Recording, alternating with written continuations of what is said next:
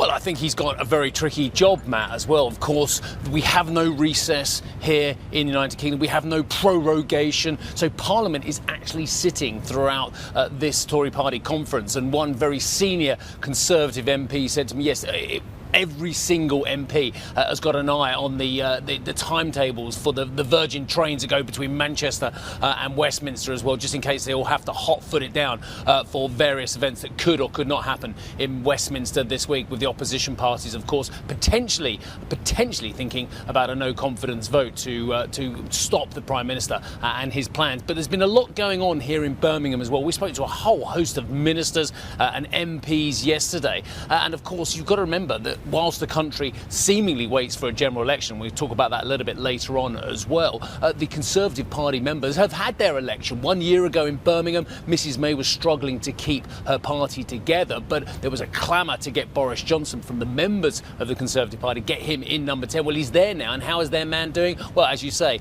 not exactly a model of restraint, despite what the Prime Minister himself says. But we also spoke to the Health Secretary, leadership contender himself previously, Matt Hancock, who was unveiling a whole host of issues yesterday, boosting spending for the NHS. But we asked him a similar question to what the Prime Minister has been asked a lot really as well, and is no-deal Brexit actually off the table or not, given the fact that we have a Ben Act from Parliament which is designed to prevent that? Let's listen in to the Health Secretary.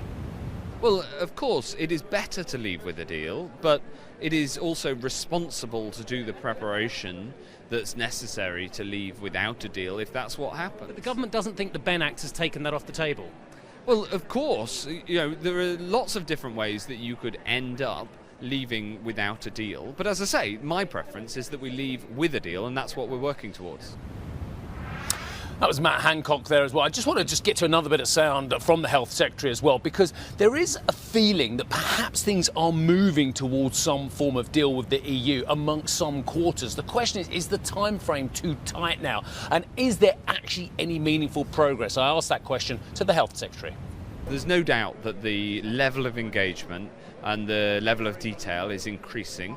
Steve Barclay was in Brussels on Friday and had very positive talks. I think that everybody recognises that it's in everyone's interest to get a deal, because the alternative of leaving with no deal is not as good for Europe, and it's not as good for us. So the incentives are there because it's in everyone's interest to leave with a deal. That is the best way forward.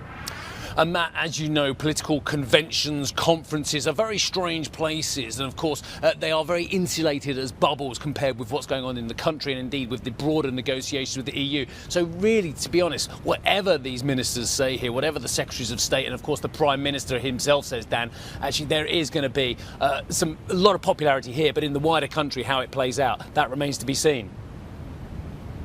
Absolutely, Steve. And, the interesting thing is you're talking about how there could be potentially a deal in the works here, but Boris Johnson has already said that he's going to stay on as Prime Minister even if he doesn't get one. Does that mean that perhaps the chances of a general election are growing now? Look, everyone in the country wants a general election, I think. I spoke to one MP who said yesterday, look, it is dangerous for this Parliament to carry on because it is so dysfunctional. We need to move on as well. But you just only got to look at the signs behind me, Matt and Dan, and I'll just get out of the way slightly so my cameraman can have a quick look at those. Look, yes, clearly, front and foremost, get Brexit done. That is the sign at the front. But all the announcements this week, and we'll hear from Sajid Javid, the Chancellor of the Exchequer today, is about spending. It's about the money that Hammond saved up being splurged on getting the Tories back in a general election. Invest in the NHS. We saw a multi-billion-pound investment strategy announced by Matt Hancock today, and he'll go on about it. Well, he talked about it yesterday, but he's going on about it again today. Sajid Javid's talking about investment in invest in our police, invest in our schools, and these are the things that the Tories think would win them a general election. Schools, health and police as well. These are the issues which are polling most importantly with the British population, who quite frankly many people want Brexit either done or out of the way so they can get on with their lives. So yes, I think a general election very, very much on the cards, but it's a question of timing, and the opposition parties of course do not trust the Prime Minister not to get Britain out of the European Union without a deal. They want a deal potentially if they do, or a second referendum to actually not have Brexit process at all, but they just don't trust the Prime Minister, and that is why we have the logjam down in Westminster, 200 miles away. Back to you.